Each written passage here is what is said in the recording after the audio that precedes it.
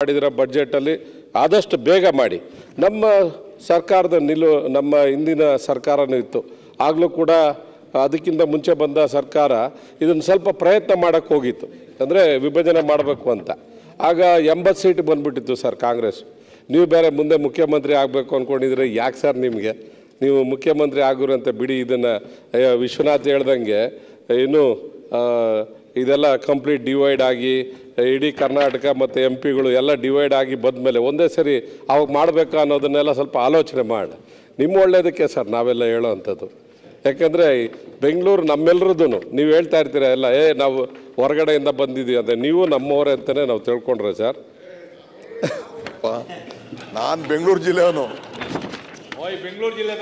ಅಲ್ಲ ಸರ್, ನೀವು ನಾನು ಬೆಂಗಳೂರು ಅಲ್ಲ, ನೀವು ಬೆಂಗಳೂರು ಅವರೇ ನಮ್ಮವರೇ ಅಂತಾನೆ ನಾವು ತಿಳ್ಕೊಂಡ್ರೆ ಸರ್. ಸಾಹೇಬ್ರು ಸುಂಕದಕಟ್ಟೆಯಲ್ಲಿ ಎಲ್ಲ ಹೊರಗಡೆ ಬಂದದ್ದು ಬೇರೆ. ಹೊರಗಡೆ ಅಂದ್ರೆ ನೀವೇನು ಬೇರೆ ಸ್ಟೇಟಿಂದ ಅಂತ ಹೇಳಿದ್ವ ಸರ್? ಬೆಂಗಳೂರು ಜಿಲ್ಲೆಯವನೇ.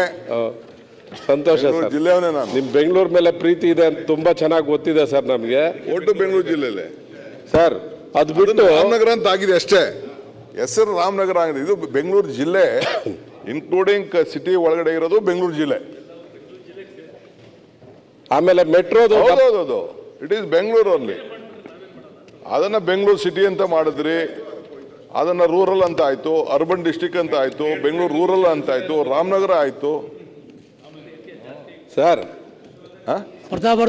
ಡಿಸ್ಟಿಕ್ ಮಿನಿಸ್ಟರ್ ಇದ್ದಾಗ ಫುಲ್ಲು ಈ ಕಾರ್ಪೊರೇಟ್ ಆ ಕಡೆ ಹೆಬ್ಬಾಳು, ಈ ಕಡೆ ಬನಶಂಕರಿ, ಈ ಕಡೆ KR ಪುರಂ ಎಂಟ್ರೆನ್ಸು, ಈ ಕಡೆ ಇದಿತ್ತು.